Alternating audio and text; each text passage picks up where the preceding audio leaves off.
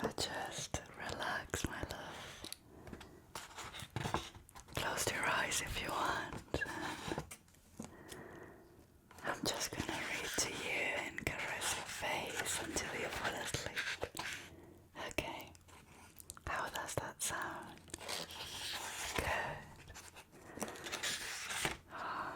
It has a lovely map in the first pages.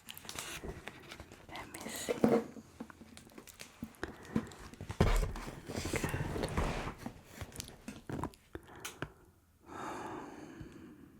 I love you so much.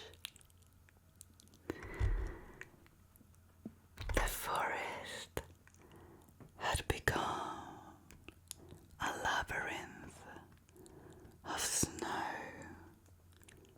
and ice. I'd been monitoring the parameters of the thicket for an hour, and my vantage point in the crook of a tree branch had turned useless. The gusting wind blew thick flurries to sweep away my tracks, but buried along with them any signs of potential quarry. Hunger had brought me further from home than I usually risked.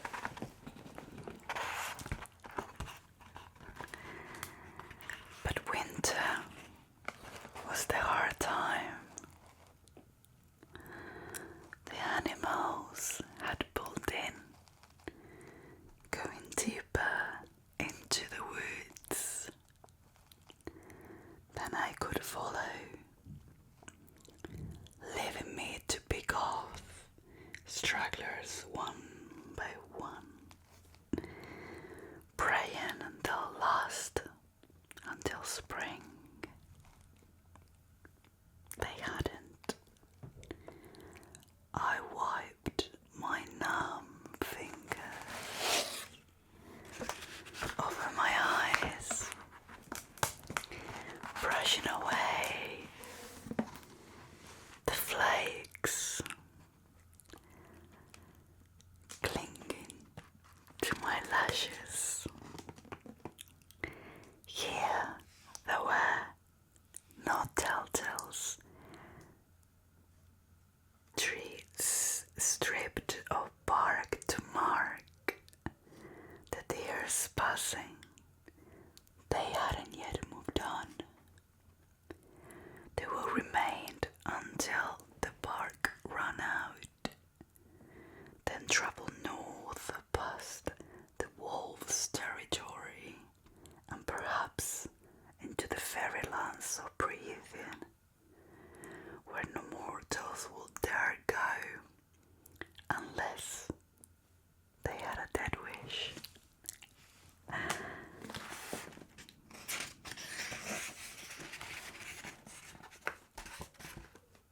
A shudder skittered down my spine at the thought, and I shoved it away, focusing on my surroundings, on the task ahead. That was all I could do, all I've been able to do for years. Focus on surviving the week, the day, the hour ahead. And now, with the snow, I'll be lucky to spot anything at all.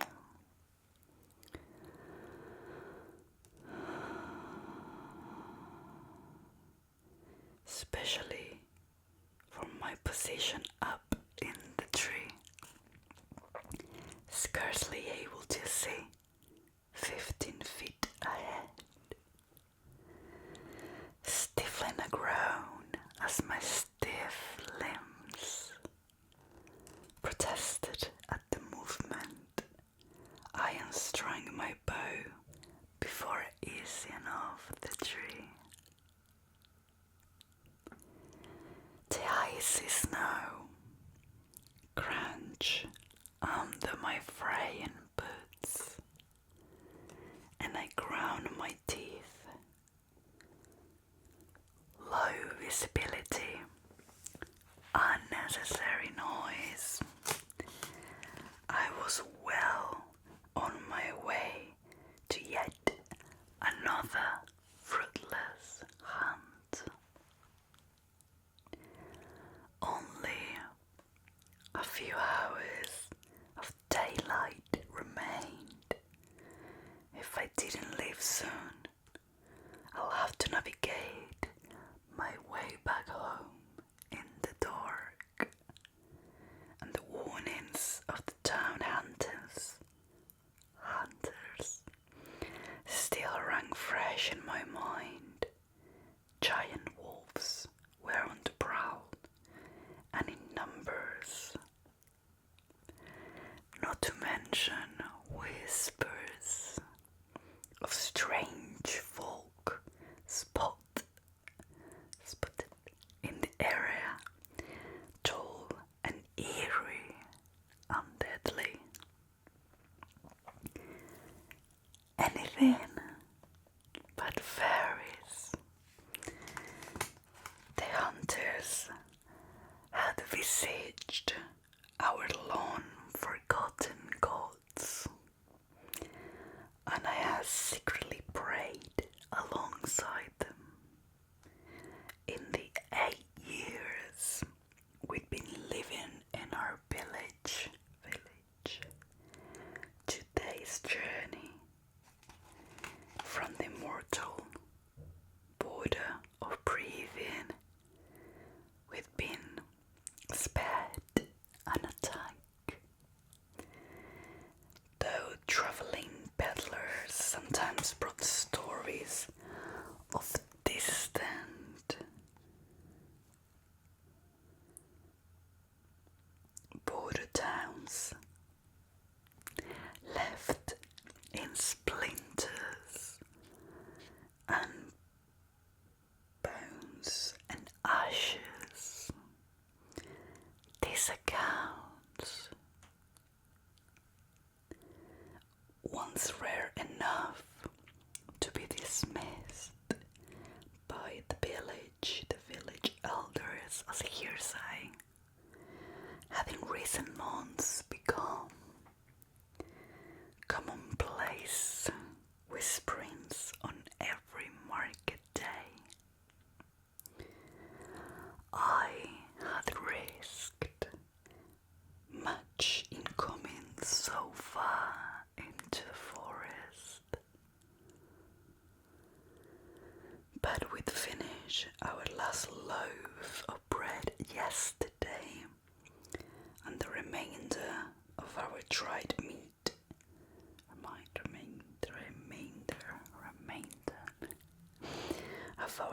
of our dried meat the day before.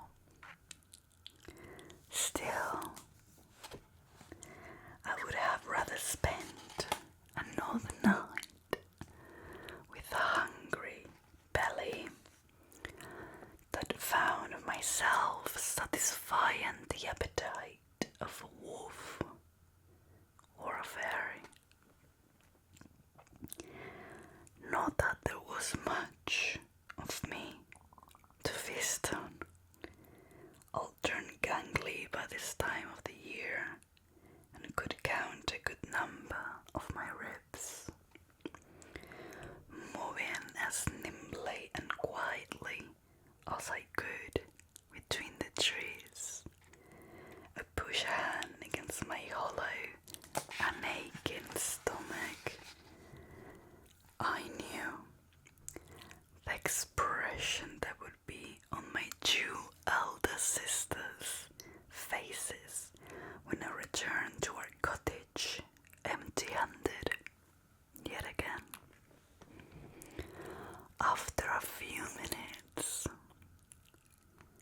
of careful searching, I crouch in a cluster of snow-heavy brambles. Though through the thorns, I had a half-decent view of a clearing and a small brook following through it. A few holes in the eyes suggested it was still frequently used. Hopefully something will come by. Hopefully. I sighed through my nose, digging the tip of my bow into the ground and leaned my forehead against the crude curve of wood. We wouldn't last another week without food. And too many families had already started begging for me to hope for handouts from the wealthier townsfolk.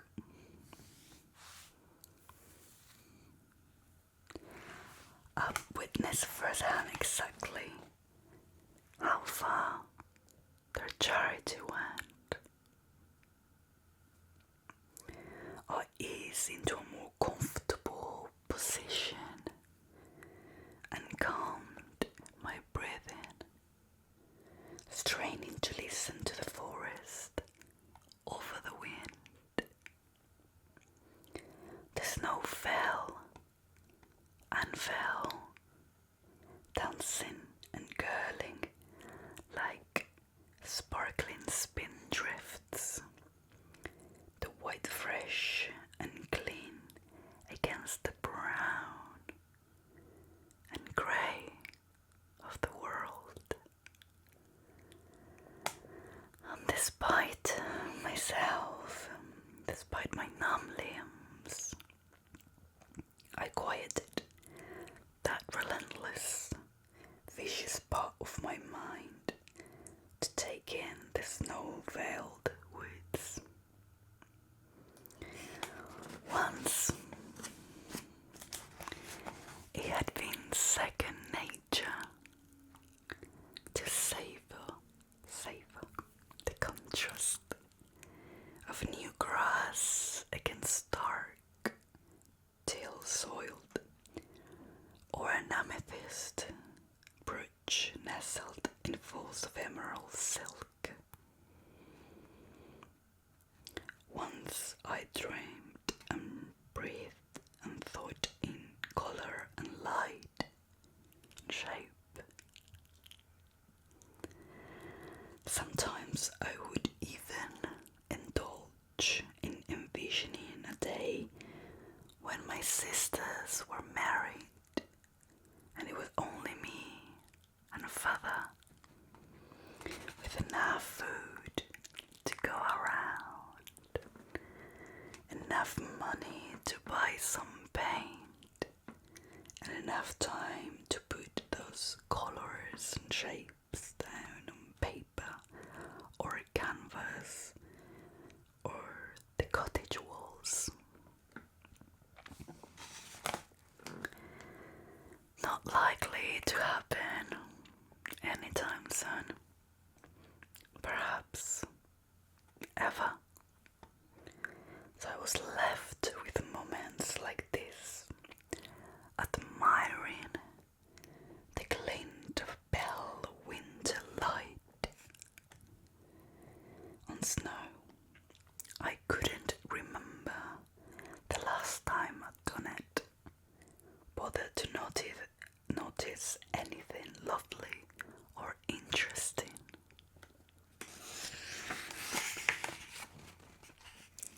Stolen hours in a decrepit barn with Isaac Hale didn't count. Those times were hungry and empty, and sometimes cruel, but never lovely. The howling wind calmed into a soft sighing. The snow fell lazily now in big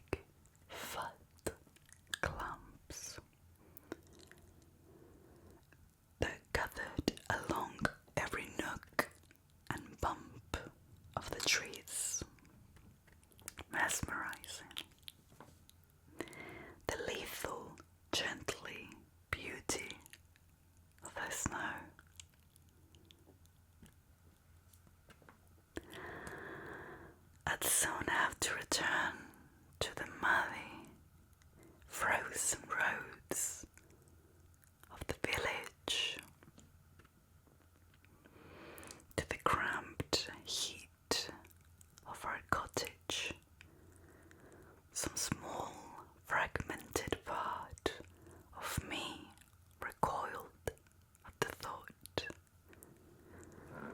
Brushes rustled across the clearing. Drawing my bow was a matter of instinct. I peered through the thorns, and my breath caught. Less than 30 paces away stood a small doe, not yet too scrawny from winter, but desperate enough to wrench bark from a tree in the clearing. A deer like that could feed my family for a week or more. My mouth watered, quiet as the wind hissing through dead leaves. I took aim. She continued tearing off strips of bark, chewing slowly, utterly unaware that her death waited yards away. I could dry half the meat, and we could immediately eat the rest. Stews, pies. Her skin could be sold, or perhaps turned into clothing for one of us. I needed new boots, but Elaine needed a new cloak. Nesta was prone to crave anything someone else possessed. My fingers trembled. So much food, such salvation. I took a steady breath, double checking my aim. But there was a pair of golden eyes shining from the brush adjacent to mine. The forest went silent. The wind died. Even the snow paused. We mortals no longer kept gods to worship. If I had known their lost names, I would have prayed to them, all of them. Concealed in the thicket, the wolf inched closer, its gaze set on the oblivious doe. He was enormous, the size of a pony, and though I'd been warned about their presence, my mouth turned bone dry.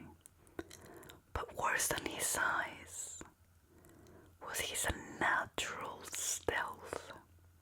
Even as he inched closer in the brush, he remained unheard, unspotted by the doe. No animal that massive could be so quiet, but he was no ordinary animal. If he was of breathing origin, if he was somehow a fairy, then being eaten was the least of my concerns. If he was a fairy, I should already be running. Yet maybe it will be a favor to the world, to my village, to myself, to kill him while I remained undetected. Putting an arrow through his eye will be no burden.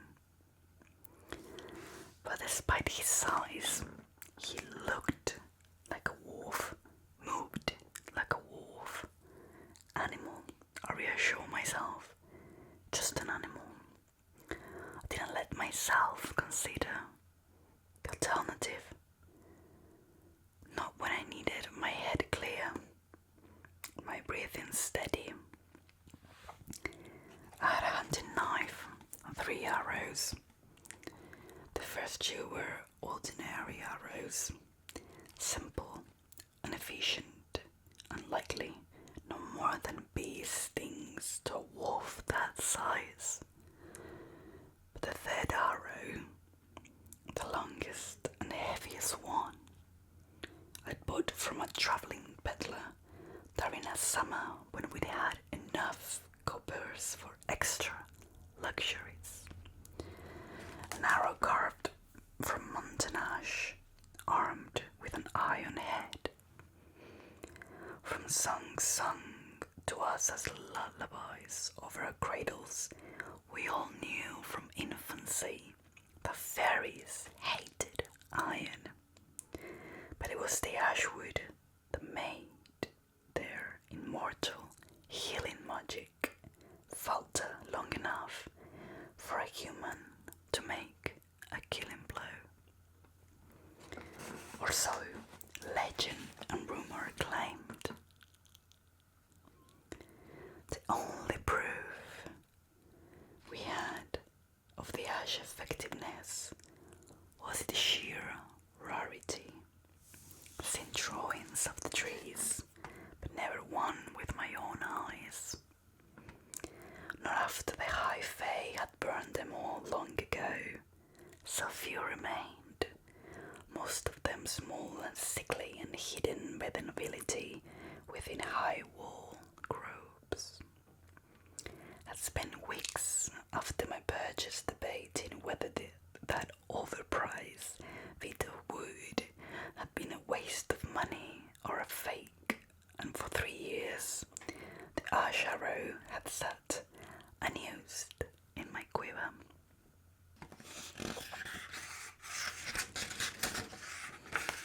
Now I drew it, keeping my movements minimal, efficient. Anything to avoid the monstrous wolf looking in my direction. The arrow was long and heavy enough to inflict damage, possibly kill him if I aim right. My chest became so tight it ached. And in that moment I realized my life boiled down to one question. Was the wolf alone? I gripped my bow, and drew the string further back. I was a decent shot, but I never to face the wolf. I thought it made me lucky, even blessed. But now, I didn't know where to hit or how fast they moved. I couldn't afford to miss, not when I had only one ash arrow. And if it was indeed a fairy's heart pounding under the fur, then good riddance. Good riddance after all their kind had done to us. I wouldn't risk this one later creeping into our village to slaughter and maim and torment. Let him die here and now. I'll be glad to end him. The wolf crept closer, and a twig snapped beneath one of his paws, each bigger than my hand. The doe went rigid. She glanced to either side, ears straining toward the grey sky. With the wolf's downwind position, she couldn't see or smell him. His head lowered, his massive silver body so perfectly blended into the snow and shadows, sank onto its haunches. The doe was still staring in the wrong direction. I glanced from the doe to the wolf and back again. At least he was alone. At least I'd been spared that much. But if the wolf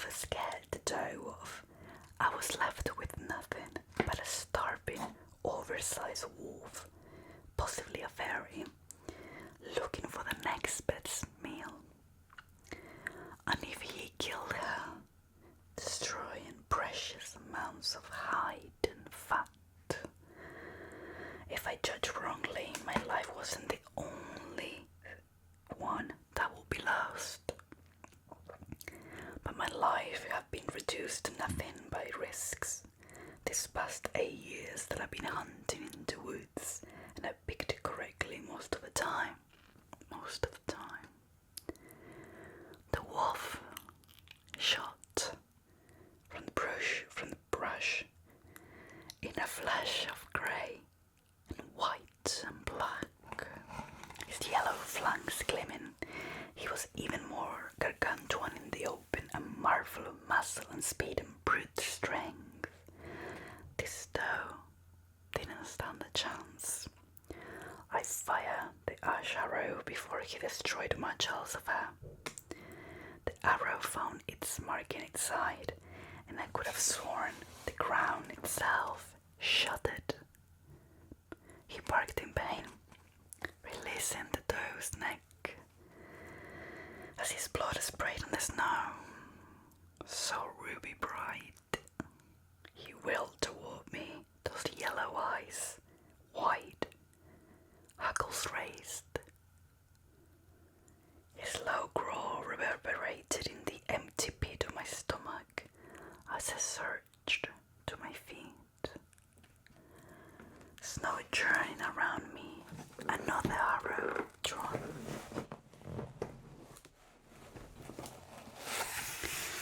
But the wolf merely looked at me, his maw stained with blood, my ash arrow protruding so vulgarly from his side. The snow began falling again. He looked, and with a sort of awareness and surprise, that made me fire the second arrow, just in case that intelligence was of the immortal, wicked sort. He didn't try to dodge the arrow as it went clean through his wide yellow eye. He collapsed to the ground. Color and darkness whirled, edging in my vision, mixing with the snow. His legs were twitching as a low whine sliced through the wind. Impossible. He should be dead, not dying. The arrow was through his eye, almost to the goose fletching. But wolf or fairy, it didn't matter. Not with that ash arrow buried in his side. He'll be dead soon enough. Still my hand shook as I brushed off snow and edged closer, still keeping a good distance. Blood gushed from the wounds I'd given him, staining the snow crimson. He pawed at the ground, his breathing already slowing. Was he in much pain, or was his whimper just his attempt to shove death away? I wasn't sure. I wanted to know. The snow swirled around us. I stared at him until that coat of charcoal and obsidian and ivory ceased rising and falling. Wolf, definitely just a wolf, despite his size. The tightness in my chest eased, and I loosed a sigh, my breath clouding in front of me. At least the ash arrow had proved itself to be lethal, regardless of who or what it took down. A rapid examination of the doe told me I could carry only one animal, and even that would be a struggle. But it was a shame to leave the wolf, though it wasted precious minutes during which any predator could smell the fresh blood. I skinned him and cleaned my arrows as best as I could. If anything, it warmed my hands. I rubbed the bloody side of his belt around the doe's death wound before I hoisted her across my shoulders. It was several miles back to our cottage, and I didn't need a trail of blood leading every animal with fangs and claws straight to me. Grunted against the weight. I grasped the legs of the deer and spared a final glance of the steaming carcass of the wolf. His remaining golden eye now stared at the snow-heavy sky, for a moment. I wish I had it in me to feel remorse for the dead thing, but this was the forest, and it was winter.